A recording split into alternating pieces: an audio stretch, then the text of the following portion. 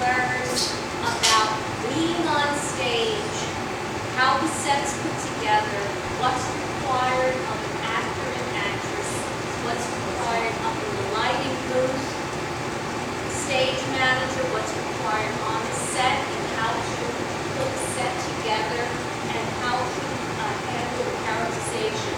There are a lot of people who come here purposely for that and use us as a stepping stone if they want to go into the profession. It's also helpful for public speaking. Acting opens all kinds of doors for you.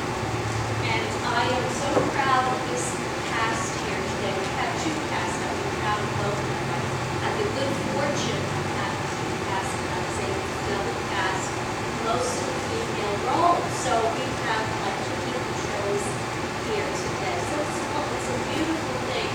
And I will miss the children. I do that every time they leave. The silence in this group really overwhelms me when I don't want to see their wonderful faces, and I enjoy working with them.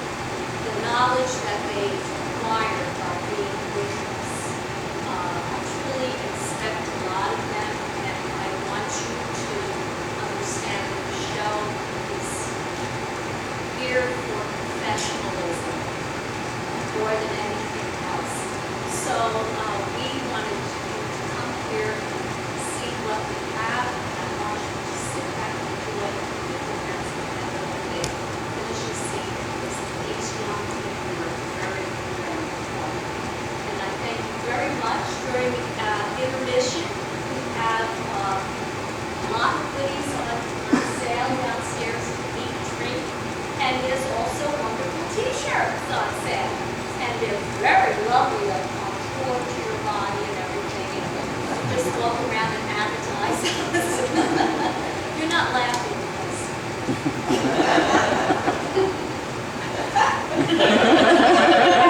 Brian, no, I'm looking at Brian. Now, my name is Lucille Clark-Brennan. If you like the show, please remember that. If you don't like it, it's Brian Cassell. Now sit back and relax and enjoy what? Yes!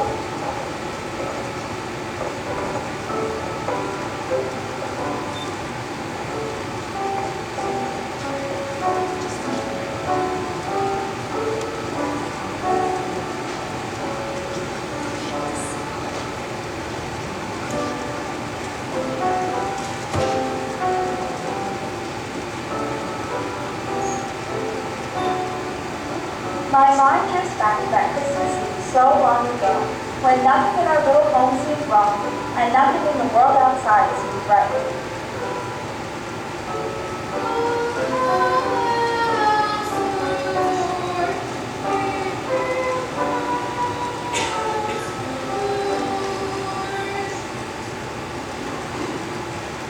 Do put down your sketch pad for a moment, Amy, and help me finish this.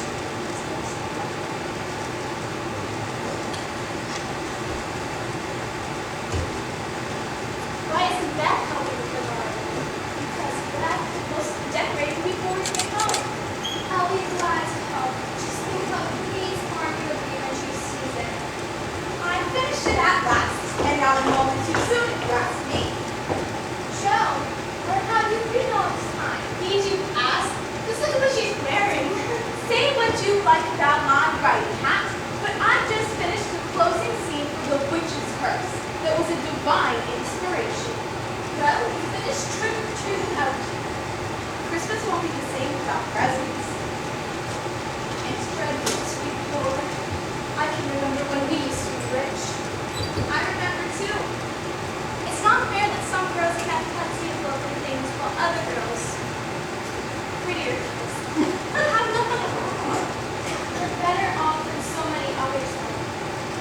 Orphans, for instance. At least we still have father and Marty and each other. But we don't have father, and we probably won't for quite some time. Who knows how long the war will last? Many families in the north and south will be missing their men this year. The army is having a dreadful winter. Supplies are scarce. Armies regularly set to buy presents for each other. We have to make some sacrifices too. I don't mind most of the sacrifices, but I am tired of making these dresses year after year. None of you suffer the way that I do. You don't have to go to school with impertinent girls who label your father just because he's poor. If you mean rival, say so. And stop talking about labels as a papa or a pickle jar. I know what I mean, and you need to be satirical about it. It's proper to use good words and improve your vocabulary. Vocabulary? Christopher Columbus aren't we proper? Jojo, it's so boyish. That's why I do it. Oh, well, I hate rude, unladylike girls. And I hate affected little chicks. Birds and their little hats to breed. Really now, you're both to blame. Amy, your prim ways are funny now, but you'll grow up to be an affected little goose if you aren't careful. And as for you, Joe, it's time to stop your boyish tricks. You can turn up your hair now, and remember that you are a young lady. I ain't. And if turning up my hair makes me one, then I'll wear it in two tails till I'm 20. I don't want to grow up with you, Miss March. I won't wear fancy gowns and be prim as a porcelain doll. Look at me, just dimes round the horn, fight with Papa. All I can do is sit at home and knit with some pokey old woman. Poor Joe. Oh, Dad. I don't want your pity, because one day I'm going to be a famous writer, and I'll make a fortune writing books, and then I can live and do as I please. And Amy will have dozens of new dresses to wear with satin lace, and Meg will have plenty of handsome robes to dance with, and most importantly, a new piano for my Becky. I should like that. So, no more fighting, and let's get to work on our play. That, play something gruesome for us. And Amy, I wrote a new scene for you. It's wonderful. Oh no. It's very simple. All you have to do is shout, Rodrigo, Rodrigo, save me, save me. Then wait. Rodrigo, Rodrigo, save me, save me. Oh, I can't do that. I don't want to make myself all black and look around myself about the way that you do. Besides, I've already designed my costume and tumbling about and crushed my gold jewelry and my crown. You don't have any jewelry, and you certainly do not have a crown. And why not? I am a princess, and I'm not. But you don't know it. You think you're a serving girl for Beth, Hag the Witch. A princess always knows she's a princess. Well, you don't. Now, we're stuck in a tower when I, Hugo the villain, enter, and you cry out for Rodrigo. But I thought Meg was Don Pedro, my father. She is, but you don't know it. I told you a dozen times, Amy. You haven't the slightest idea who you are until the end of Act 5. Oh. Does Meg know? Of course. Well, then I want to know too. Why do I always have to be ignoring her? Because if you know who you are, the play is over. Well, it's too long anyway. Amy, please, just do the scene. Besides, it's not polite to correct the author. Yes, and Joe's a regular Shakespeare. Oh, well, it's nothing, really. All right, princess. I am Hugo. Here I come with wicked intentions. Aha! I move closer. Aha! Get your tea, girls. Well, why can't we have coffee? I told you, it's scarce and zero. sure needed it. They spent their time swapping to the zone and had coffee in this case of lunch. And some folks, it's got nothing better to do with their time than to try into other folks' business. Who is it, Henry? That Lawrence boy. What Lawrence boy? Mr. Lawrence's grandson. He's come to live with him. I didn't know the old fusspot had a grandson. See, just about last week, anything that I told you sounds like a fine boy. Fine, what's he done? Well, besides regulating the school, That is the bravest thing I've ever heard. he was found in the army registration office. He applied at his age because he turned up. Can you imagine? I sure can. I'd like to do the same thing. Fine soldier you.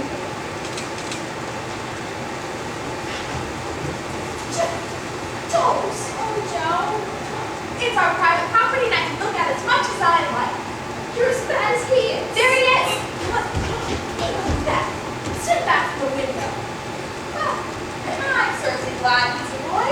I'd like to get to know a boy and have some fun for a change. Don't say such things. I wonder how we can get to know him. I know. Our cat can get lost and then he can bring it back. That doesn't sound very romantic. Who said anything about romance? Yoo-hoo! Over here! Hello! Hello! Joe, you're disgracing us. That boy, he waves back. Perhaps now you draw the curtains and we can finish rehearsing the scene. I suppose. Where were we?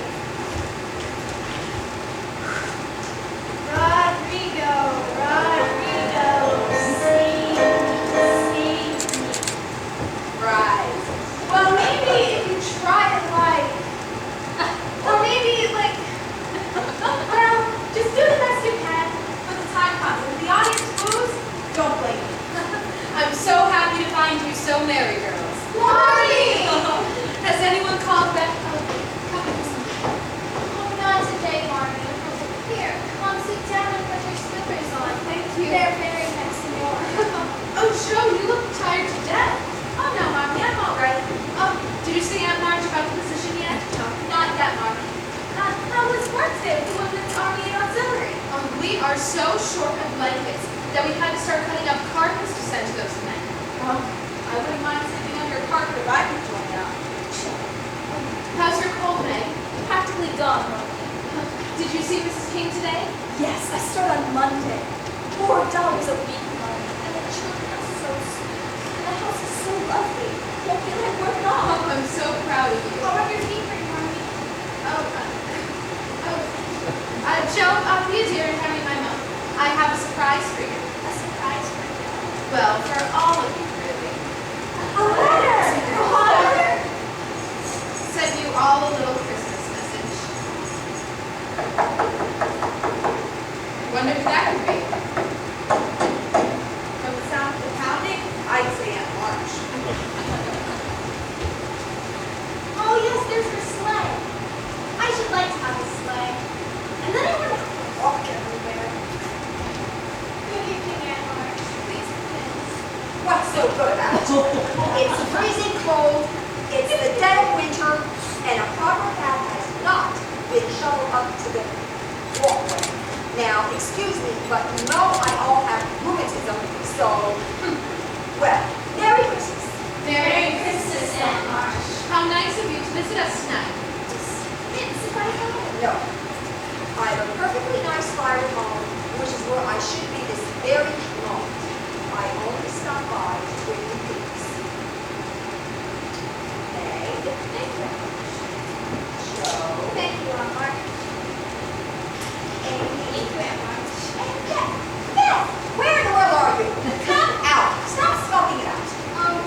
Here I am, Aunt March. Here you go, dear. Thank you. You're welcome.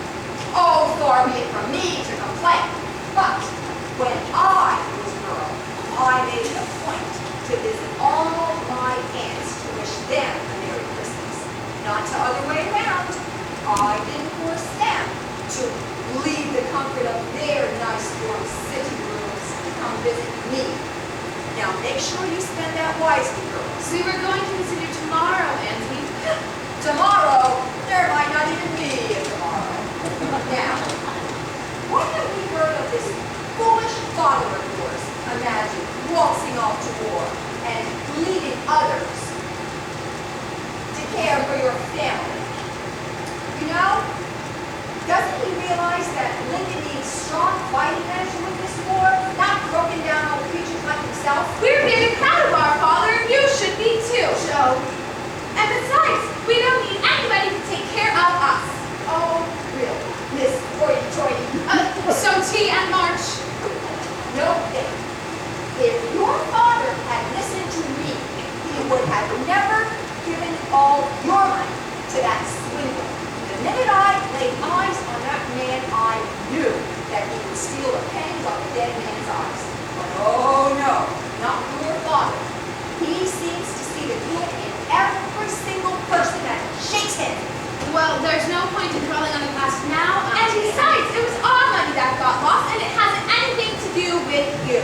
Well, you listen here, Miss Impertinence. Not that anyone ever does.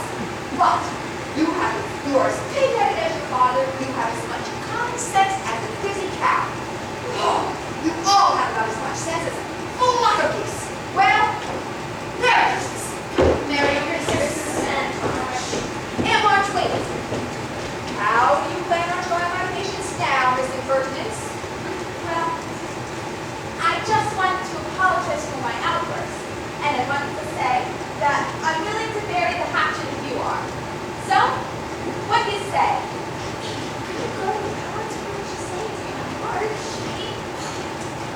So, if the position is still open, I would like to be your new personal companion. You certainly are a child, Miss Josephine March. But I suppose the devil you know is better than the one you don't. All right. Come by the house after the holidays. That is if it suits you. Oh, thank you, Aunt March. You won't be sorry. I better not be, Miss Josephine March. Goodbye. Merry Christmas, Aunt March. Merry Christmas. Well, it's all settled. What is? I'm Aunt March's new paid companion. Oh. I will read her books, accompany her on rides, and make pleasant conversation. Pleasant conversation. When do you begin, dear? After the holidays. May we open our envelopes now, Mark? Yes, dear. $1! What is $1? I can buy a new book. Maybe The Black Avenger. I'd love a new bonnet with ribbons and lace and a long feather. I'll get a set of favorite drawing pencils and a new sketchbook. And what will you buy, Becky? I should like to be sheet music. Maybe I should store out, Margie. Yes, of course. Well, hey, have a wonderful father. Yes, of course. I'm so wonderful father.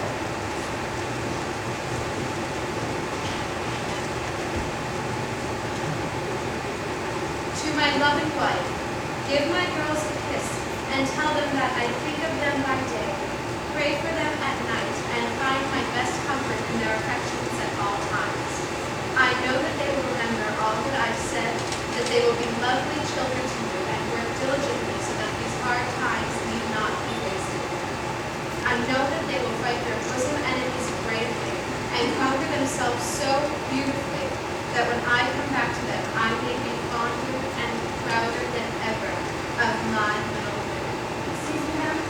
Yes. It's a message from Mrs. Hunter. Wants to know if you can come right away. Oh, yes, thank you. You get my wrap, too. Don't wait up for me, children. I might be late. Good night, Margie. Good night.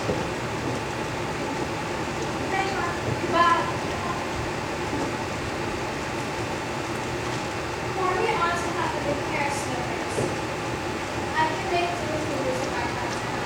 No, I'm the man in the house while Papa is gone, and I'll provide the slippers. Well, Beth did pick them first. Well, then, I'll buy her a new pair of shoes. Gloves.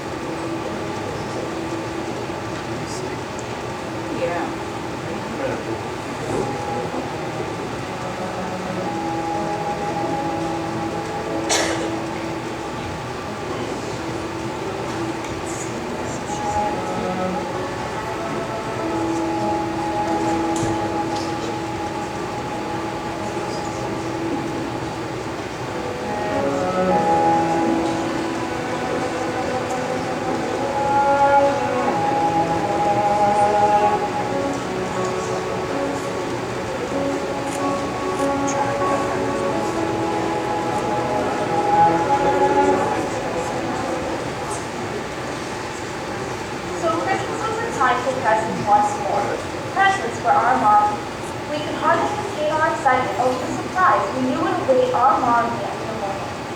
But our holiday fever was momentarily surpassed by the preparations for our special performance, the Christmas Eve premiere of The Witch's Curse, an operatic tragedy.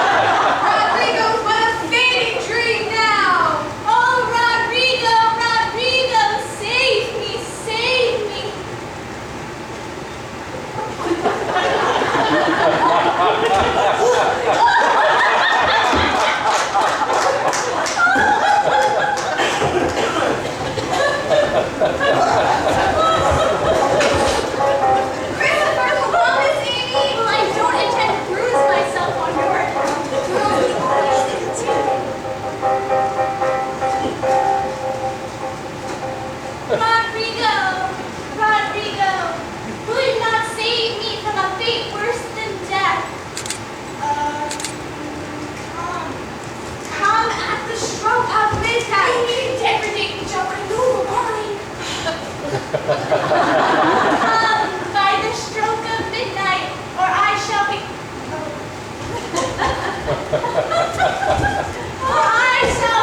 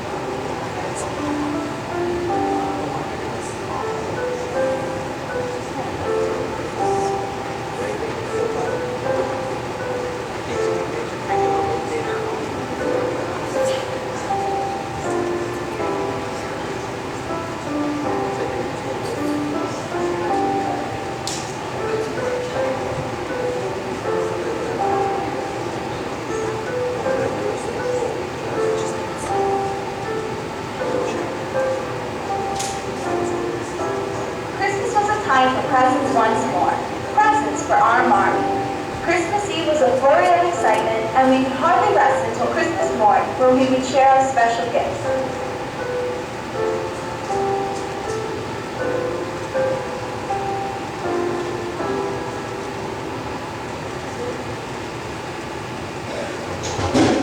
Christopher Columbus! Kidney pies! And popovers! And fresh coffee! And everything!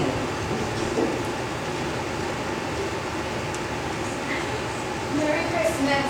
Merry Christmas, Hannah! The table looks beautiful, Hannah.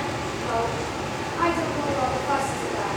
I remember that my first table was a breakfast like this every morning. We must have been enormously rich. Tell me, how was I dressed when we had all that money? Isn't Army out yet? Oh yes, up now. Christmas morning? Where is she? At the Hummels. Mrs. Hummels looked at the baby early this morning. The Hummels have another baby? One baby after another. 6 children at prison, all huddled together in one bed and in a fire. All skin and bones they are. So no mother took the breakfast over there. I believe in charity as much as the next person. We haven't got anything instead. Now she said for you to have your breakfast and to go straight on to church. She'll meet you there. What's the matter, Wack? I don't feel hungry anymore. Thank you. Oh, I'm starving everywhere, every day. And if you let that bother you, you'll never eat again. I try not to think about it. But we don't know those people. We know the Hummels. We passed their house on the way to church. Joe, what are you saying? You're not thinking of giving this breakfast to the Hummels, are you? You wouldn't do anything like that, would you?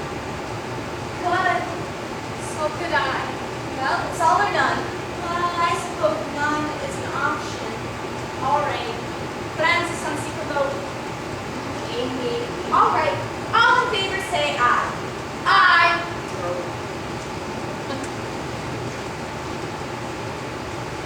Oh, right. Aye. Great.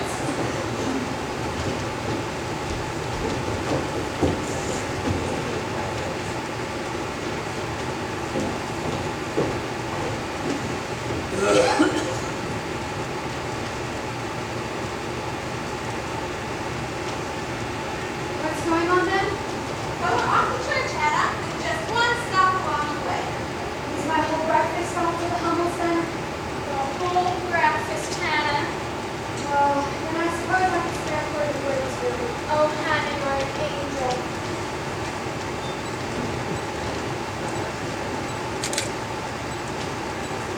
Amy, I'll carry the popovers. Why don't you take them then? No, I'm fine. I can manage perfectly. I'm sure you can. That's why you're taking them.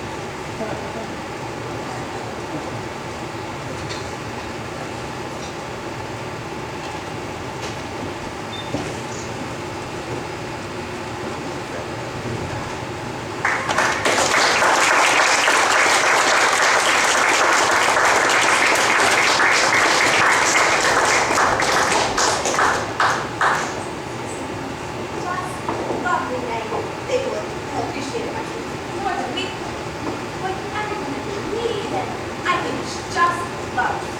Miss, excuse me, I believe you dropped this. Oh, thank you. Say, you're that little enclosures next door, aren't you? Yes, I am. Theodore Lawrence, and this is John Brooke, my tutor. Oh, well, how do you do? How do you do? And how do you do? Oh, well, I'm Joe Marchant, and this is my sister May, and the three down the road are Amy, Beth, and Hannah. Merry Christmas to you both. Merry Christmas to you. You know, we've heard all about you, running away from school and trying to join up. We've been watching us from your window, and Well, I didn't mean to be rude. It's just, it's so dull at grandfather's, dull as the tomb, to be frank, and your home always seems so warm and inviting, like a picture when you light lanterns and gather around your mother. well, where's your mother? She died shortly after my father's death. Oh, It's I'm very sorry. I didn't. Well, I give you leave to watch us from your window whenever you like. And to come and join the picture, if you feel like it. No, I couldn't. Grandfather would insist I was imposed. Oh, Bilgewater, Theodore Lawrence, I now give you permission to call upon the march home whenever you like. Just wait, please. Thank you. I will. Really, May. All right. Goodbye. For now. For now. Goodbye. Goodbye.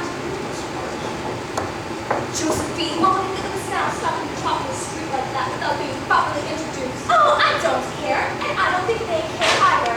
Besides, you weren't very polite. It wouldn't have hurt you to say hello. Not after the way that man stared at me. What man? Me, Mr. Brock. I hadn't noticed. Oh, why? What? He's still looking. Who, me?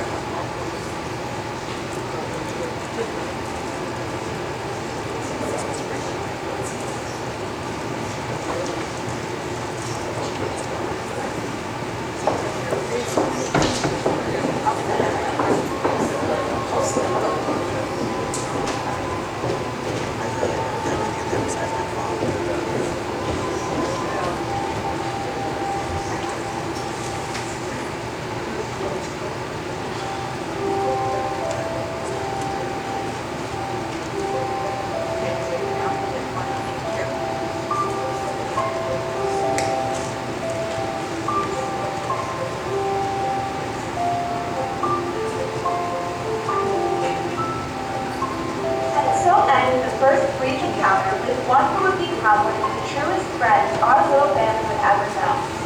But as winter began to melt away into spring, I wondered if my invitation to call on us would ever be taken up by young Mr. Ward.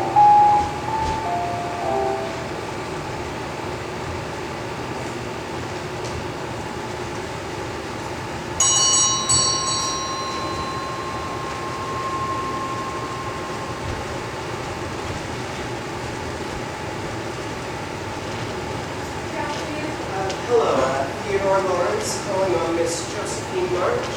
Joe, you've got company. Breakfast for Mr. Lawrence. Well, hello, Theodore. Please, call me Lori. Everyone else has. All right, Lori then.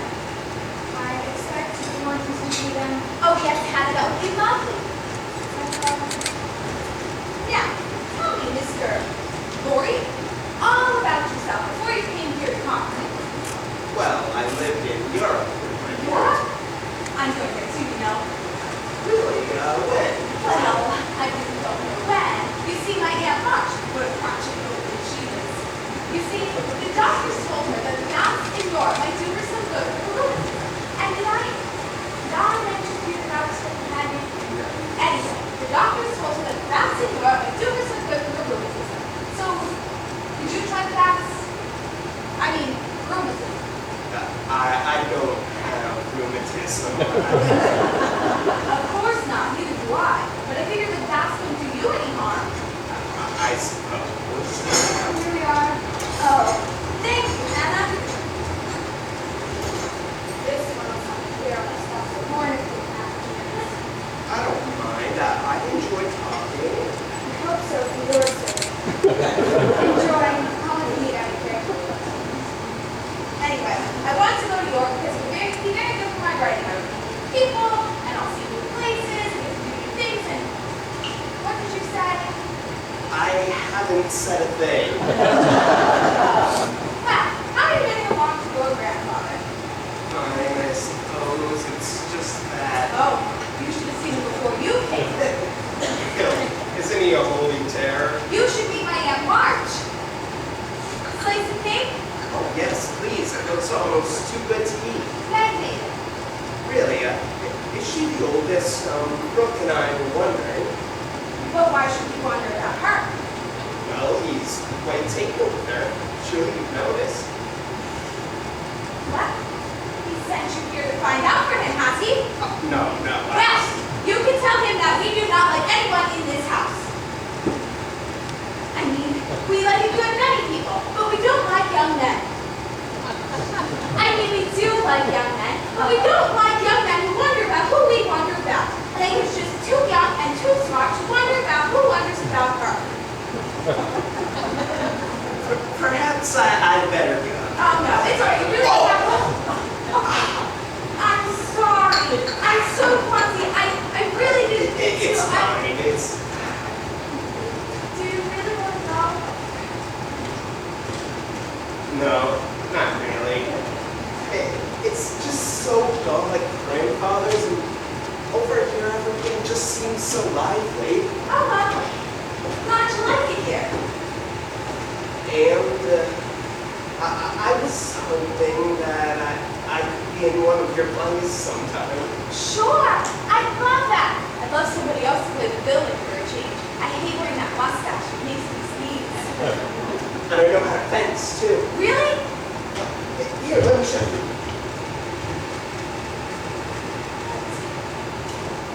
On guard. On guard. A hit. A hit. What say you? A touch I do confess.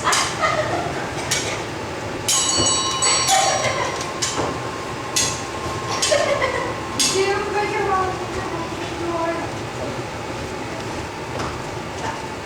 Quite good at that, you know? Thank you. You make the perfect villain.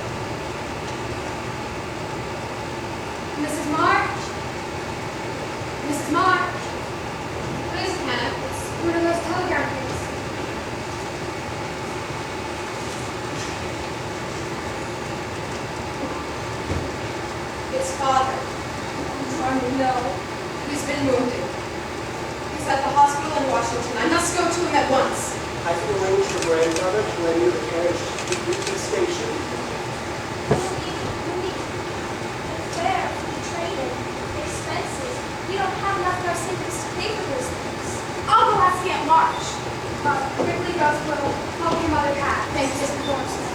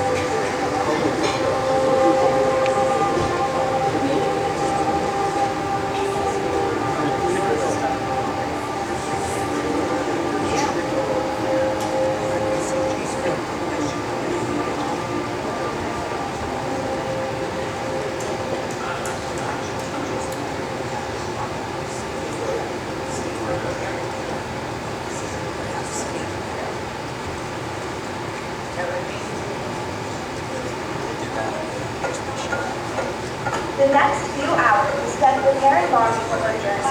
I set out for Aunt Margie's house on my self-appointed mission. I thought a request to help Margie get to father would be an unpleasant but simple task. I never imagined how my journey would end.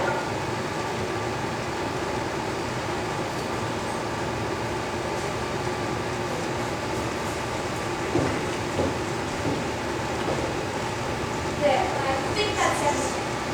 Don't forget this minute. I wonder what could be keeping Joe.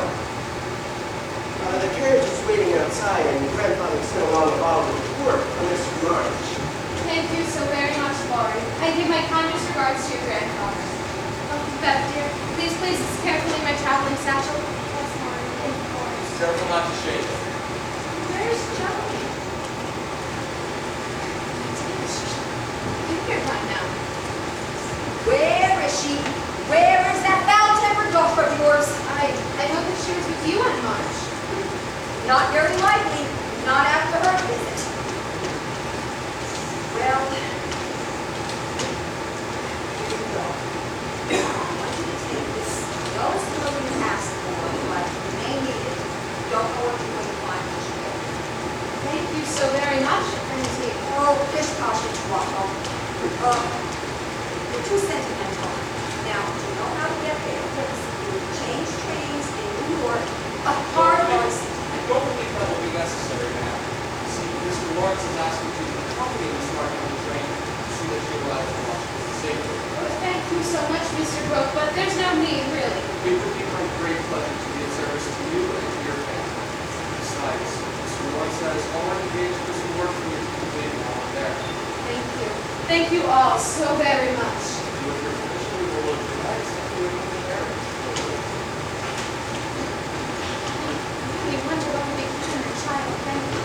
Miss Brooke, this is so bad. I wanted to apologize for being less than we should have in the past. I'm so kind. I just wanted to say thank you. Thank you, Miss Martin. Goodbye. Beth, dear, you remember the Hummels, right? Of course. It would be nice if someone remembered me once in a while. Well, I hope everything turns out for the best, but I doubt it. There you are! Do you know I had to get up, get dressed, and drive over all by myself? And do you know why? Because you're so stubborn. She doesn't get that from my side of the family.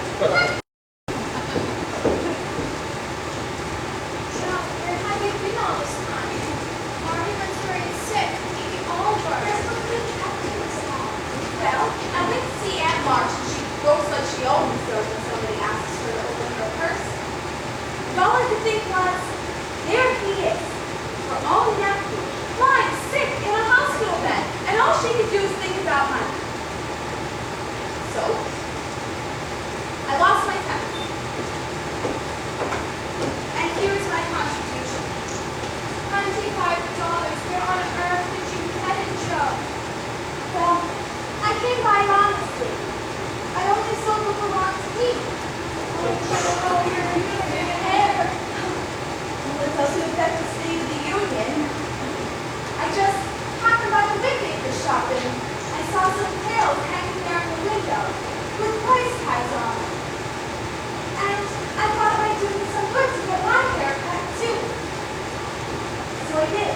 Thank you so much, Joe.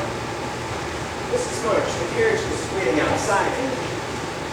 Christopher Columbus, you look like a porcupine. Sorry. It will grow back and will be just as beautiful as before. But you will never be more beautiful to me than you are right now. I like it. It's really easy to keep up with it. And it's strangely becoming. Mrs. March, the carriage is waiting outside. Thank you, Lord. You don't want Mr. Trains. Can we go with you? Oh no, it's best if we stay here and look after each other. Try to be more patient, Joe. Oh, Beth, dear, you'll look after the hummus. Meg, you watch over your sisters. Oh, and Amy, be obedient. Goodbye, my children. May God bless us and watch over us all. Goodbye, Marty. Oh, poor Joe, you're crying. What about it? All right, really? Don't cry. Miss Marty has Mr. Wood to look after. Father's a strong man, I'm sure. I'm not crying because of that. What is it then? My hair!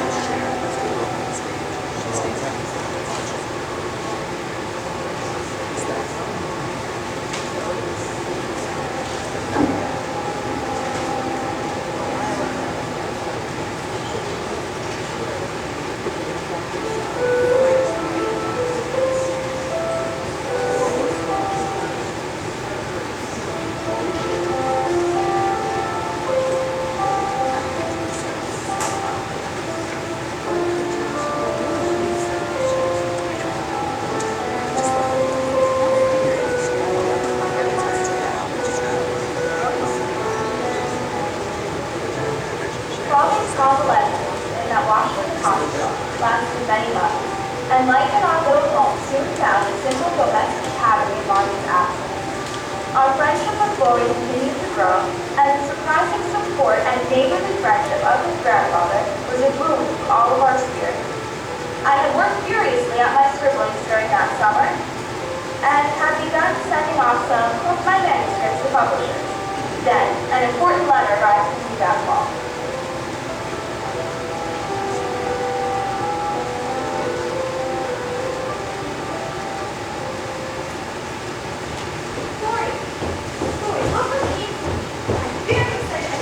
Now I'll see what you've been up to while you're scribbling lately. Is this why you haven't had any time for me, Joe? People Lawrence, return that letter or never speak to me again. Fine. Just like a girl, though.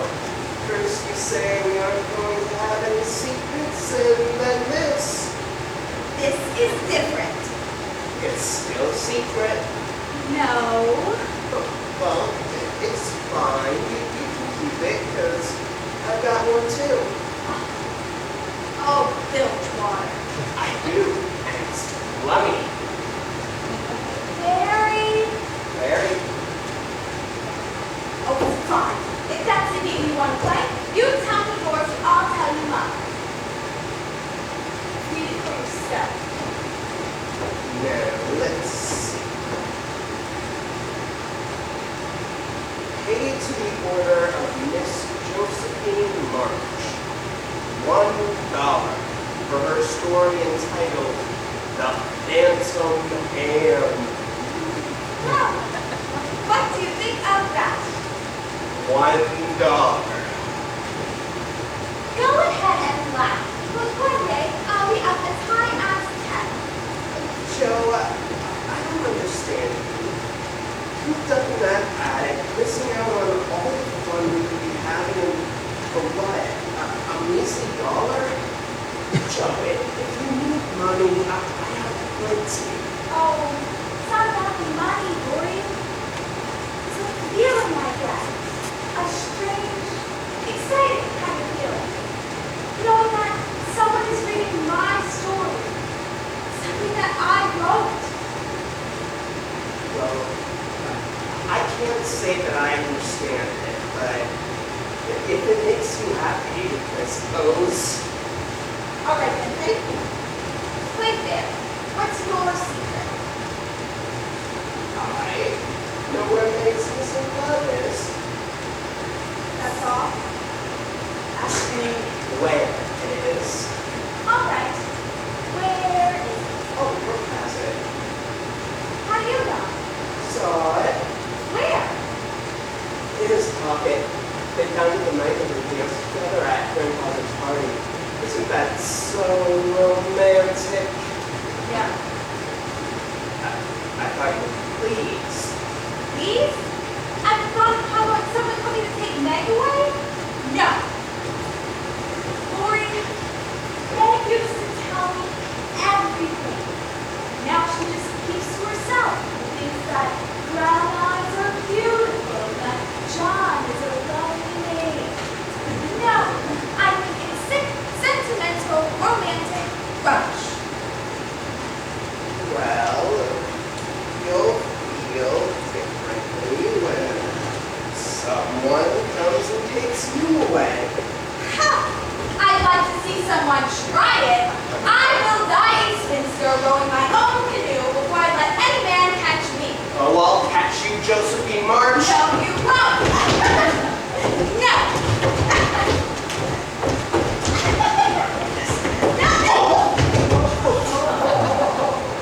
Good afternoon, Miss Josephine. Good afternoon, Master Theodore. Thank you for your assistance this afternoon, children. Oh, it's my pleasure. Goodbye, Mr. Brooke. Father. Josephine, I've never been so embarrassed in all my days. When will you stop being another child? When I'm old and sick and need a crutch. Stop trying to make me grow up before my time, Meg. Hard enough having you change all of a sudden. Let me be a little girl for as long as I can. I haven't changed a bit. It's time you stop your romping ways. Look at you. No hairpins, no combs, running around the house like a loose horse. I wish I were a horse. You're such a child.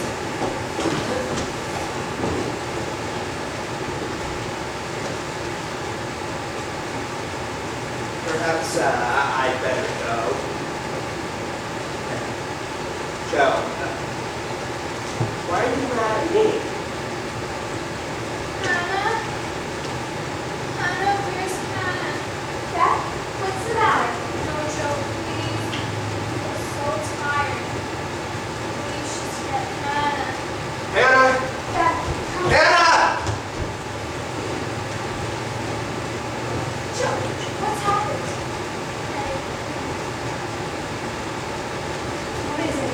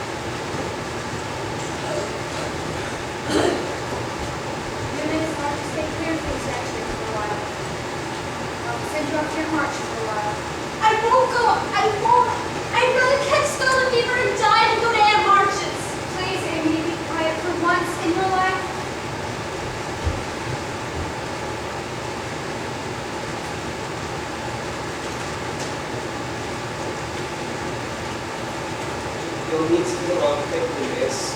Scarlet Fever's no joke. But it's so dull at Aunt Archie's, and she's cross. I don't want to be sent off his own way. But it's to keep you well. I'll tell you what. I'll come visit you every single day to tell you how Becky's doing. Who's to take care of Ryder? Every single day, on my honor. And bring me back the minute that as well. The identical minute. See if I will. There's a good girl. Don't forget. This one's just fine.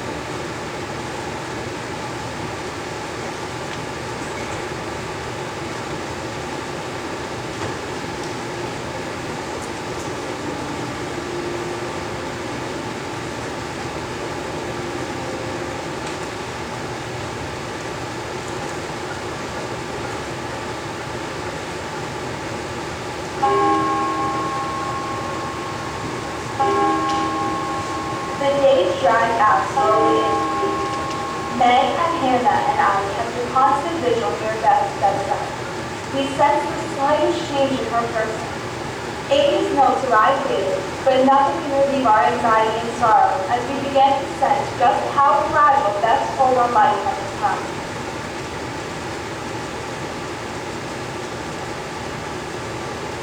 Good. Don't get up. I just came by to see how Becky's doing. The doctor is expected to be his grave first. Bringing me to send Mrs. Marks. Hannah, The children got to be so down 2 weeks ago. I was afraid of letting this go. The doctor says the end may be very close. Expect some fever every minute. Hannah? Yes. Joe, Lori. Doesn't even recognize us. Joe, it's okay. You can lean on me. I can be strong enough for both of us. I sent that telegram. Joe, it's going to be all right. Marty will be here soon. How could she be? There isn't time. Well, I got fidgety and so did Grandfather, so we sent Brooke along to go fetch her.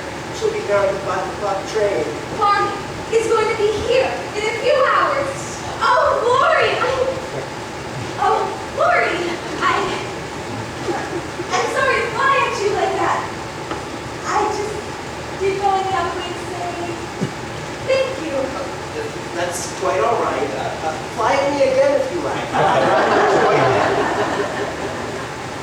No, I'll do it again by proxy when your grandfather arrives. Lori, life is this hard. I don't think I wanted to do it. We'll all have fun and games again, just like we used to, Joe. You'll see. I hope so, Lori. I truly do.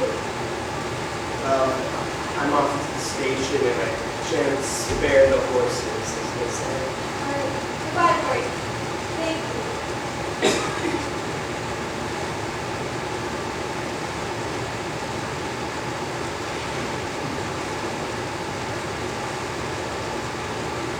Lord, if you're going to take my bed, please wait until Mommy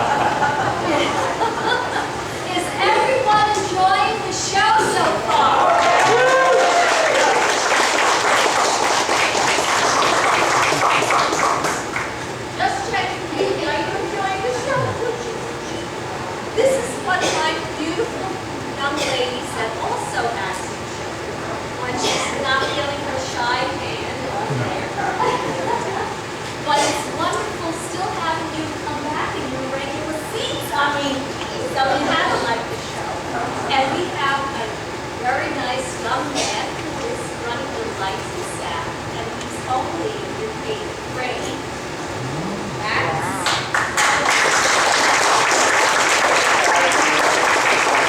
And the two gentlemen who are doing the set changes, what grades are you guys in? What? What grade are you in? What? What grade are you in? I'm a sophomore. He's a sophomore in high school, and Colin, what are you?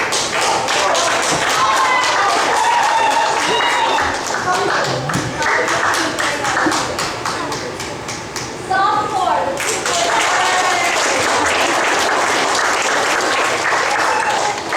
and I'm in kindergarten.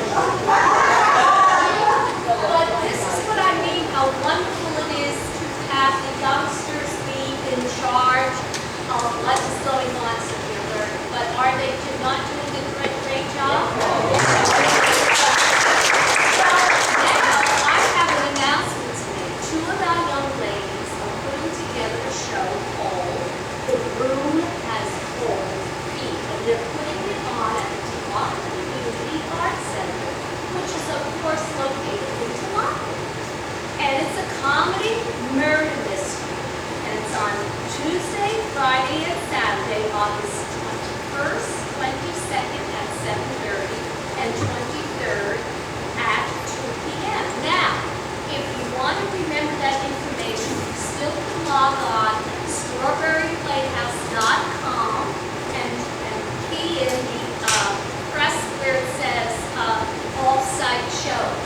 Now, two of the young ladies, one young lady sitting in the audience, she's also helps dress both of the girls, and the young lady that's playing Josephine March is also directing. They're both co-directing. And they are doing this themselves. Determined to do it themselves. So I think it's beautiful and wonderful, and we will be, Strawberry Playhouse will be assisting them with costumes and any other thing, and a shoulder to cry on. Sometimes I just do that. But they're going to be wonderful. So come out and see them. So look for them. Will you have any posters will be about? So really make a point not to see your grandchildren and nieces and come and have a good time. It's wonderful to watch entertainment. Now, I know my friend Tina Burns is getting very restless.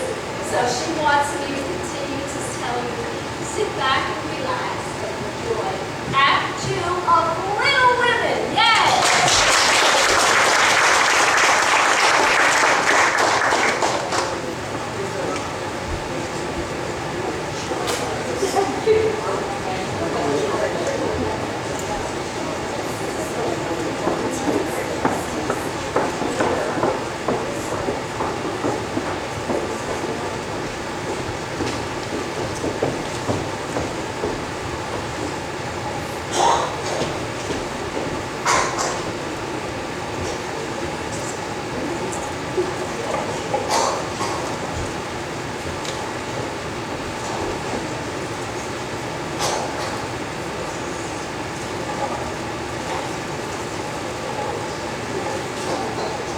As the years passed, father and death gradually regained most of their old strength. Yet death seemed more fragile than before, and all but father acknowledged it. The bond of friendship with our neighbors, the Lawrences, grew ever stronger, until Lawrence seemed almost one of the family. One member of the Lawrence household seemed truly bent on joining our little family. More disturbing still was the fact that Meg seemed all too willing to oblige with little Whip.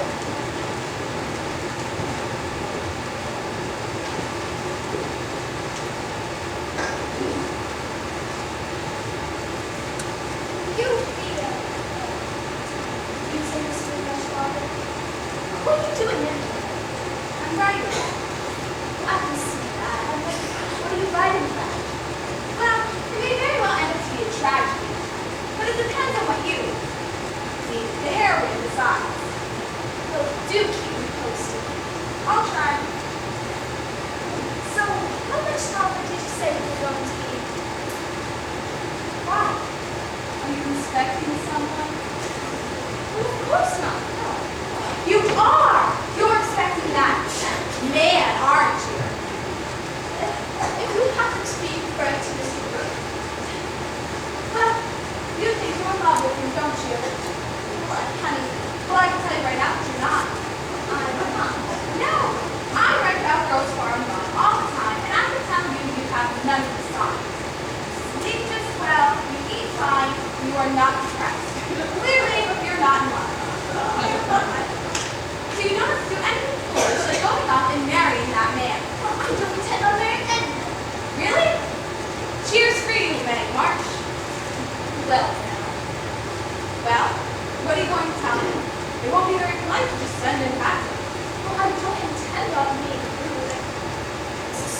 silly. Weaving his last in my hand anyway. Oh, Albert. If he does, I'll just say, why come and play? I'm afraid I must agree with one. I'm simply too young to enter into an engagement right now. But thank you, Mr. Brookman. I hope that we can continue being good friends. How's that? Good and stiff. That should set them off the track. So you come not and talking papers and we can get things back to normal around here. You might just know it. Just remember, cool and stiff. I would love to see his face. Hello, Mr. Brooke. Maggie's right here. She's been expecting you. Really? Well, I first stopped by because I forgot my umbrella. And I thought I might speak with your father too. Yeah, in a coat rack. I mean, it's reading the paper. Oh, it's all here. Right. Is something the matter? Have I upset you somehow? Please don't be angry with me. But you've been so kind, Mr. Brooke. I wish there was somewhere I could take. Shall I tell you how? Please don't. Meg, please, listen to me. I love you. And even if you don't love me now, perhaps in time, you might learn. Don't choose to learn now, please. You really mean that? Yes. Yes, I do. Won't you think about it? And wait. Please go. What is this? What's going on here? And Marshall, so surprised to see you. Excuse me, Butch. Well, isn't that attitude? There's mischief going here, and I demand to know what it is. Mr. Brooke just came for his umbrella, you see. Look, that boy's tutor. I see what's going on now, young lady. He's proposed, hasn't he? Please, Marshall, Well, you don't intend to marry him, do you? You don't intend to marry that cook, do you? like all honor. You're not going to marry that cooker. If you marry him, not a penny of my money goes to you. You can give your money to whomever you please, and I can marry whomever I please. I tell you, aren't you? You listen here. You'll be sorry when you try to find love in a cottage and find it a complete and total failure. So it's better than what one finds in a big, empty house. Well, I never. Listen here, Missy. You marry me. I will disinherit you. Now oh, you made me forget why I came over. This insolence. Well, I wash my hands of you. I wash my hands of it all. Good luck. I couldn't help but overhear. Thank you for defending me. And thanks to my large, I don't think that you do care even a little. I didn't know how much until she said all those dreadful things. Marmy, come downstairs quick! John Brooke is acting dreadfully and Meg likes it!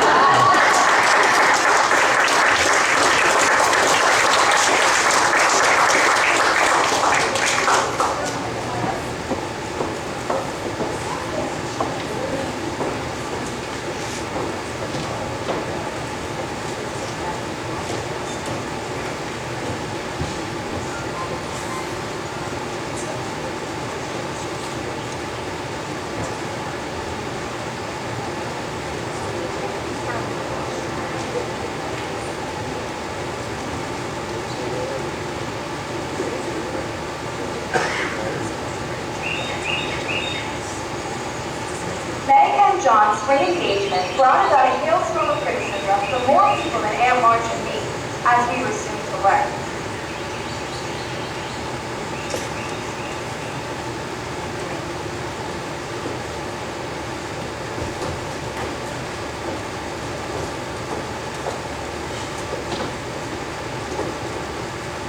Ha! There you are!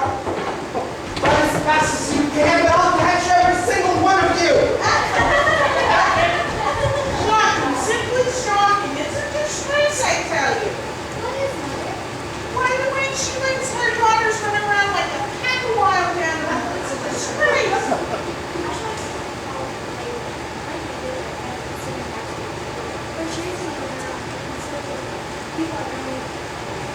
Stop right where you're at, young lady. I go much already. Neither will your mother.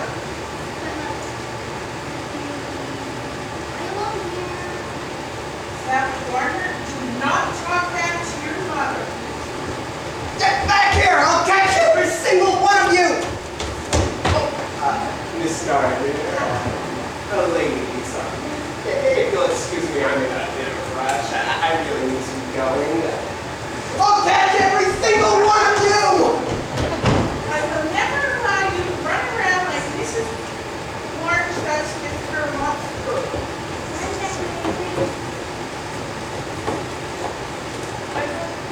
She's turned her three remaining daughters like fun, set on a hill. Mr. Cook, it's just another toy for Mrs. Carter and you.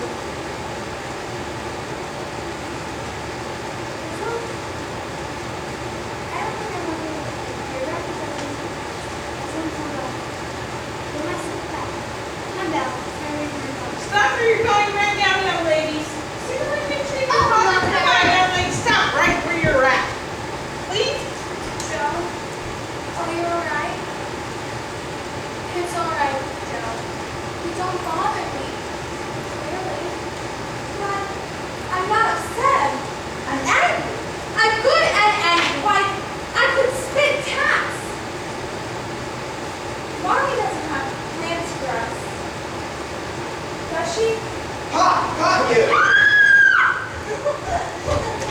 I said I'd catch all of you, but I didn't think it would be this easy. Why aren't you running? Maybe we aren't the ones who've been caught.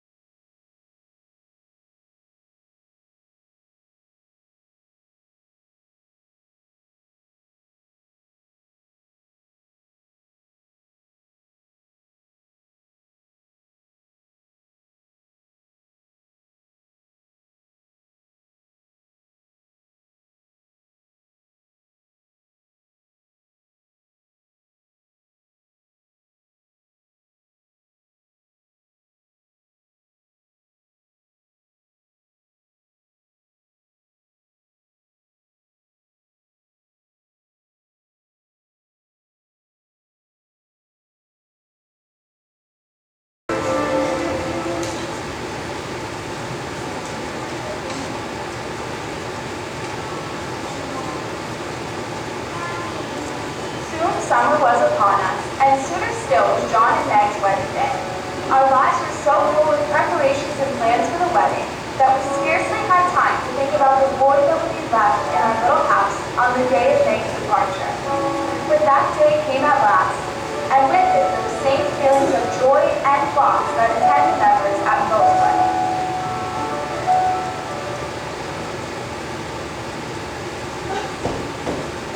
Oh, come back. Celebration's just beginning. Joe, don't cry. Everything's gonna be all right.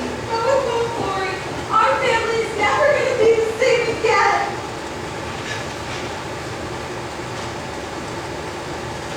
You still have me, Joe. I know, Lori. And you know how much that means to me. Really. All right. I'll have my silly scene, so let's go back to the part before we're next. Not just yet, Joe. There's something I want to ask you first. Oh, Please, sit down. No, this needs to be said. The sooner the better for the both of us. all right.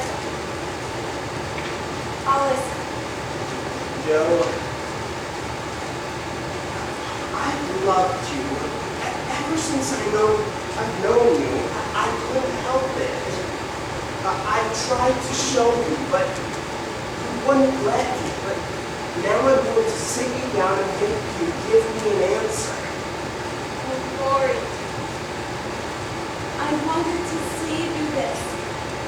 I never wanted you to care for me this way. I've only loved you all the more for it. I know.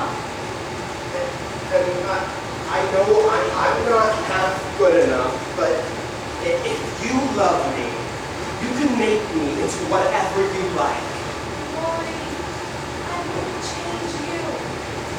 Not for the world. It's you that would have to change me.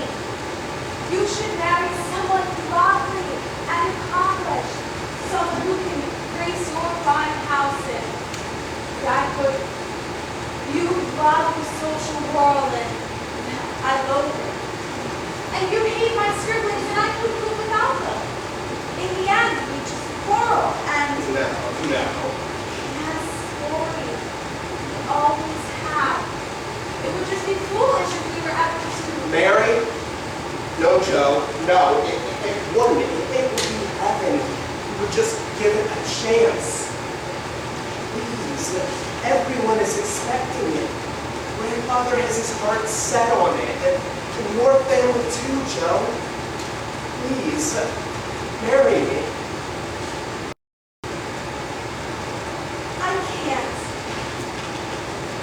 Lori, I've tried to love you the way that you want because I care so much about you. And I do love you dearly as a friend. But I could never love you as a wife. And it would be a lie to say that I do and I don't. So will you ever? No. I love my liberty too much to give it up for anything. Oh, yes, you will, Joe. I know you. You'll meet some no-account, good-for-nothing idiot and fall in love. And you'll live for him and die for him. Meanwhile, I'll have to sit by and watch it all. Well, I'll be hanged if I do. Lori, where are you going? To the devil! One day, we will be sorry, Joe. Lori, please.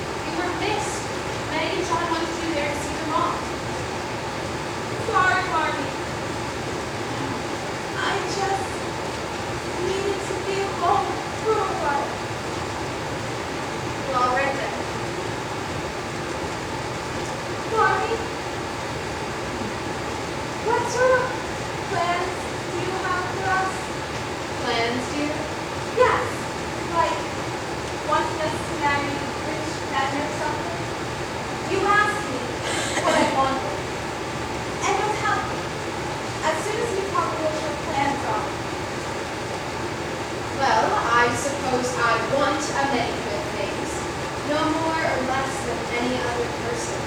I pray that life sends my children as little sorrow as possible. I want them to be loved and respected and admired. Of course, I'm ambitious, as any mother would be. I'd be happy to see you marry off a rich man if that's what you wanted.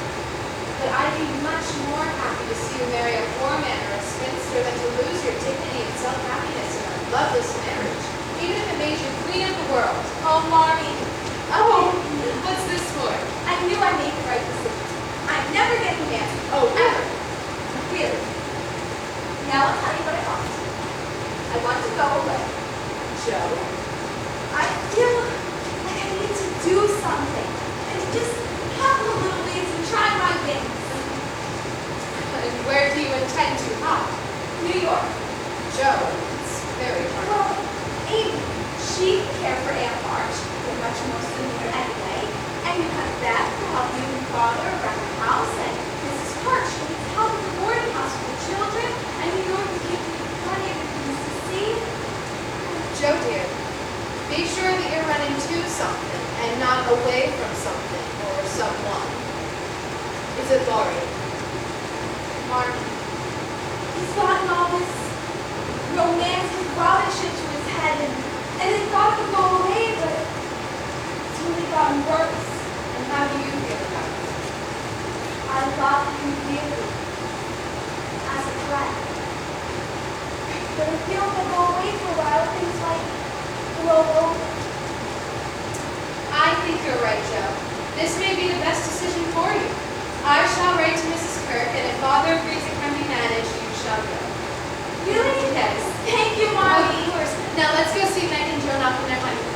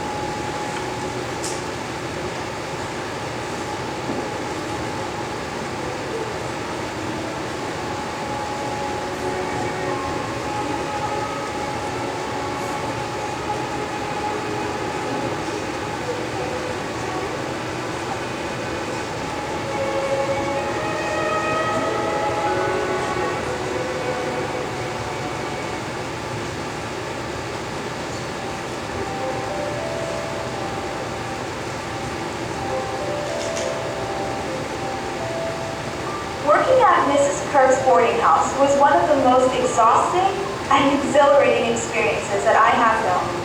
New York flooded my mind with new sights and new friends, the most important of whom, Professor Fritz Baird. I shared so many thoughts and ideals similar to my own that I felt I had found a true kindred spirit. However, in the midst of my newfound fortunes, fate was going to spring a rude surprise, which was the consequence of my own abominable tongue.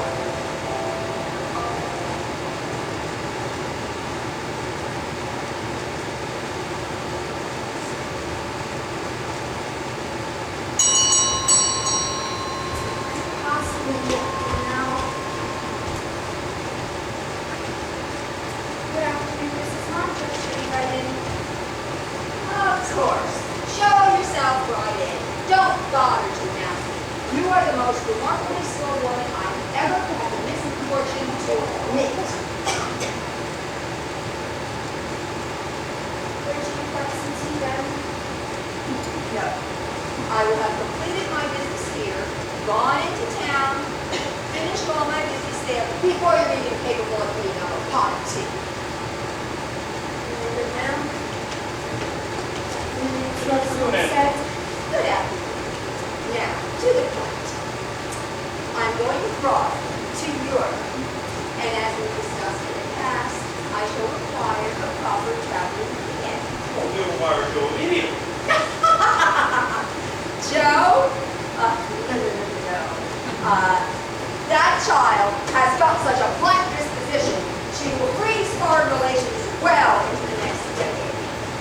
No, no, no. But Auntie, she's been looking forward to this. No arguments, please. My mind is made up. Amy shall come. We are much similar in temperament. She's kind and docile, and she will accept this opportunity without any entitlement. Auntie, I No, don't. no, no. No, no. Any arguments would be stuff and nonsense. Besides, dear, you get a chance to try your talents. Rome will be the perfect place for you to study your art. Thank you so very much, Auntie. This would be a wonderful opportunity. Pish posh. Thank you, Aunt Marge. Oh, dear. No, no, no, no. I know I made your decision. I'm going to go into town now and prepare for our journey. And I want you to stop by tomorrow and we'll prepare for your beautiful traveling wardrobe. That's it. Yeah. Goodbye. Thank you again, Aunt Marge. Oh, not at all, dear. You're looking your world good.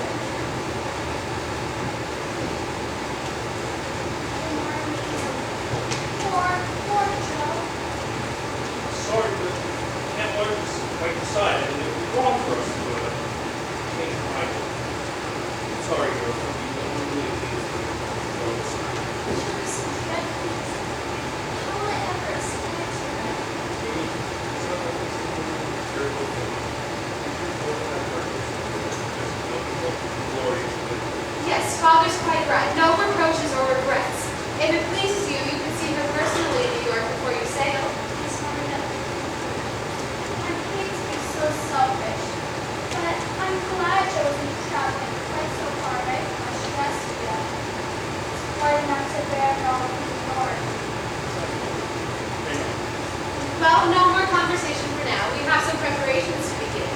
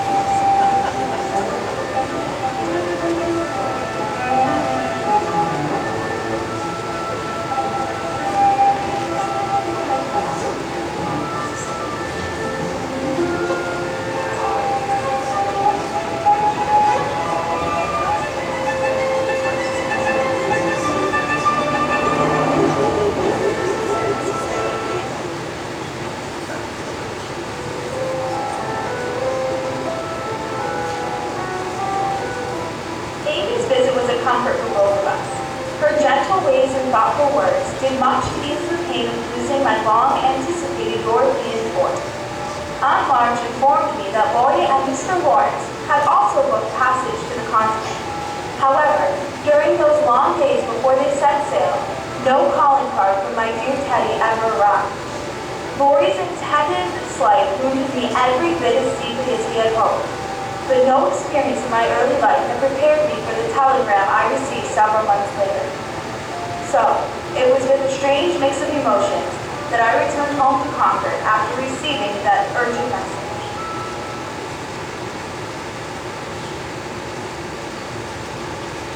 Has Joe arrived yet? Not yet. Your father took carriage to meet her at the station. Is there anything we can do to help you right now? Oh, no, there's little enough to do as it is. The house has been so empty with Joe gone. Amy,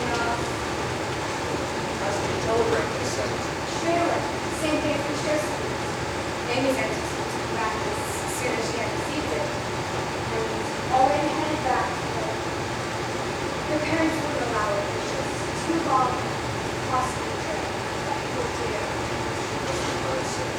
Yes.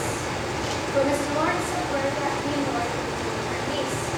They would do their best to keep her mind off things. I'm sure they will. Lloyd is such a comfort. Joe, you're here. Thank you. The house has been selling to the doctor. Oh, Hannah. Thank you. Put the kettle on, Hannah. I'll fetch one in a moment. Can you do it? There has to be something. Sorry, there's nothing. Just remember the kind of. Good then. One food is great for her. Just be kind, okay?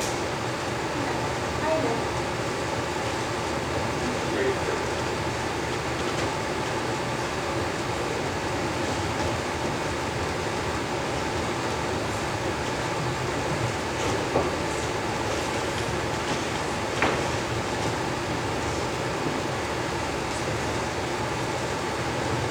Oh, it's so good to have you home again.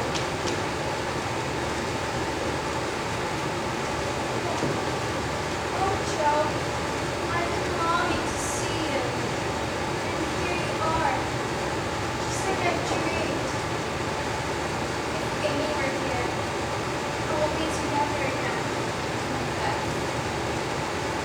Sorry to interrupt, but Yes, Joe, you're right. We must be getting back to the twins now. I'll bring them around and for a visit in the morning if you like. We'll be so eager to meet them.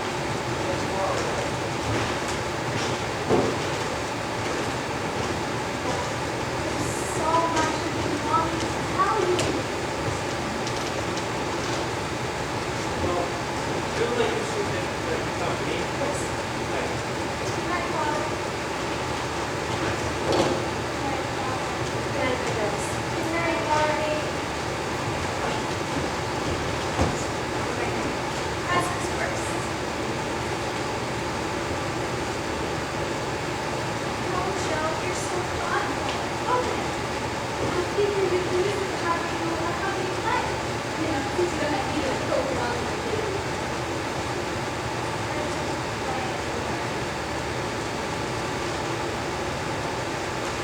Oh. Dad, I forgot to tell you. I wrote a novel. An entire book? Yes, Dad. And I read it. Oh, well. I don't have it with me right now. You see, I finished it just before I left. But it'll be published. Oh, I don't know. I didn't leave it with the publisher. I left it with a friend. I got you there. Must be very fond of me. Oh, I am. Because he's the one who will show me right for. Told me to stop writing about makeup places and people that I never met. Eventually, I met people I know. And then I got it. Did you? Yes. You did.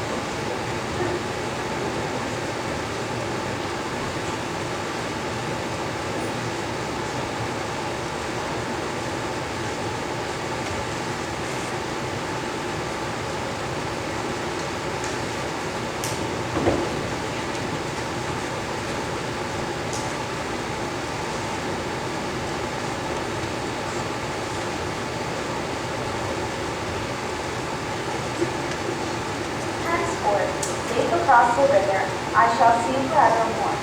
A beloved household spirit waiting for me on the shore. Hope and faith, born of my sorrow, guardian angel shall become, and the sister bond before me, by their hand shall lead me home. With death's passing came the fulfillment of my promise to her, and each passing day filled our thoughts with brief, special memories of our time with her.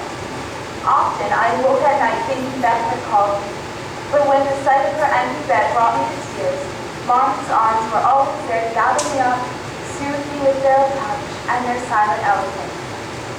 Yet each day slowly lost some of its bitter pain as her memory was rendered more serene. And with the turning of the season, time brought new life and unexpected change into the March household once more.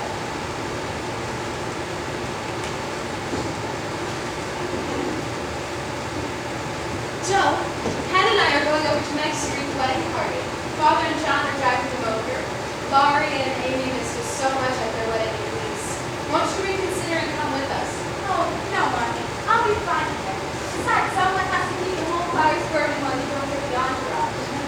Besides, only seeing Aunt March soon enough. I suppose you're right. I just worry so much. We all had to bear so much over these past few years. I find my mind wandering too more and more. Are you all right, Joe?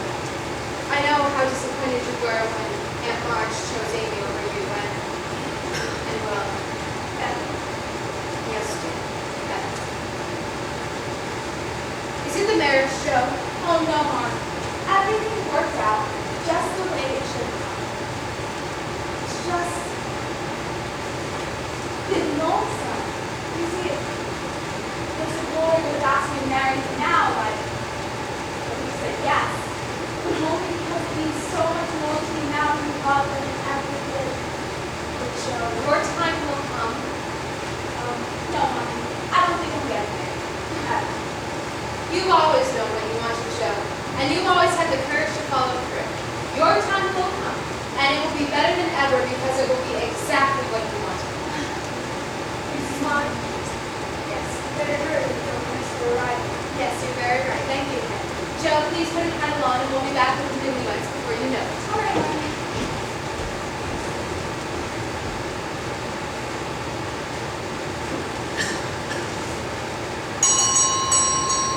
Then,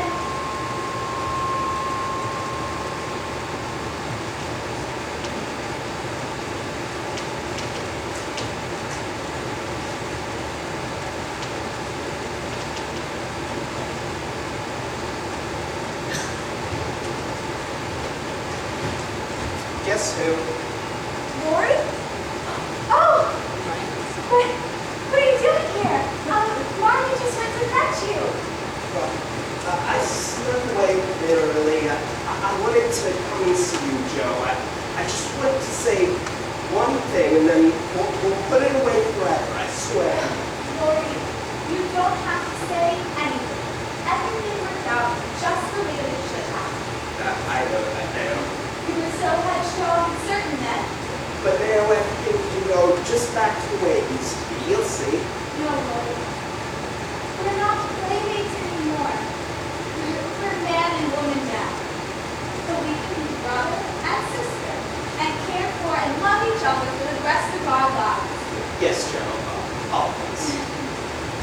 Where is she? Where's my little Joe? Amy! Oh, or should I say Mrs. Lawrence? Just look at you! Busted Shannon, something had to look, and in your Paris busted to do. How would you ever forgive us? We left you with so many burdens today, but never did.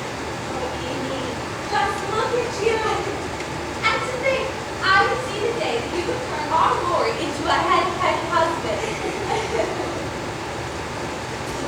Well, you're welcome home for me, Miss Congeniality. Yes, it's lovely to see you, Aunt March. Not at all, dear. Not at all. You know, I feel so foolish. Spending all that money on fancy foreign doctors and medicinal baths when it didn't help my rheumatism at all. And Europe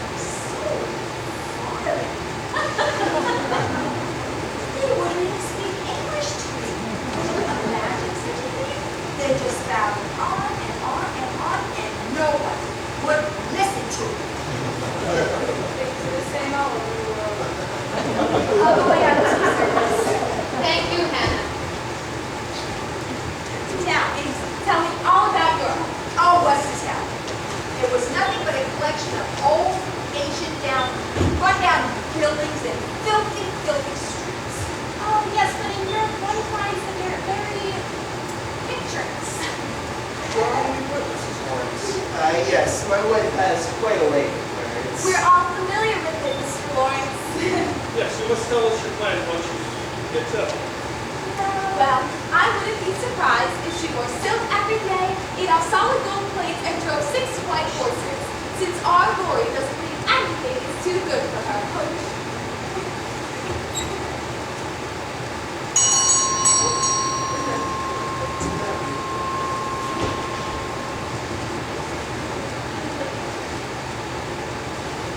I'm sure it was wonderful. This was for you, Miss Susan. Just right for the host. Really? But I wasn't expecting opening, Joe. Let's see what it Let's is. open it.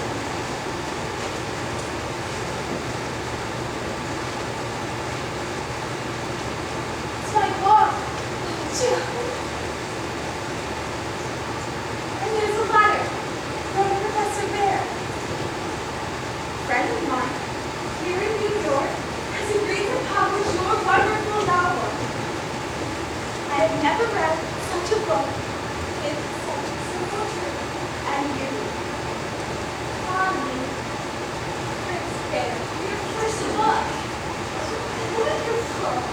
My Bet by Josephine March. Read it for me, please. Oh, I couldn't. I really couldn't. Please It's better. Read it. don't. All right.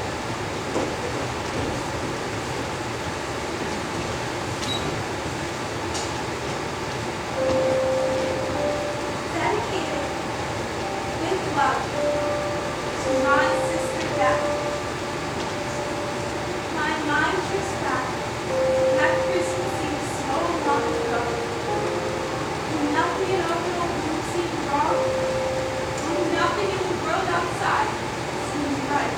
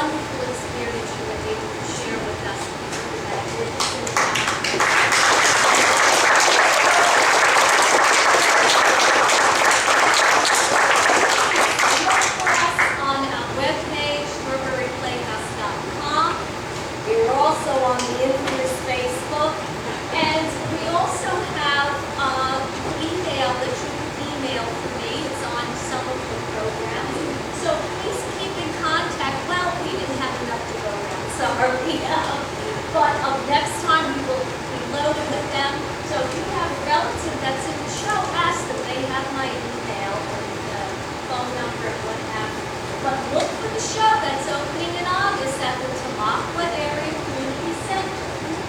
It's The Groom Has Cold Feet. Now, you might want to go on my webpage and there will be posters around town.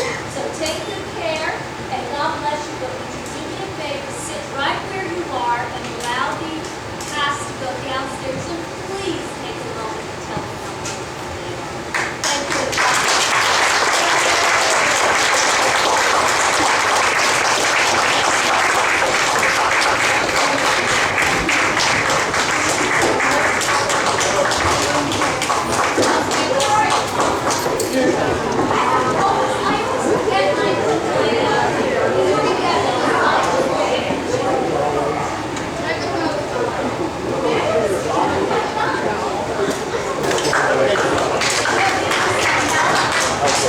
Jack, Ron, and Brian, we help here.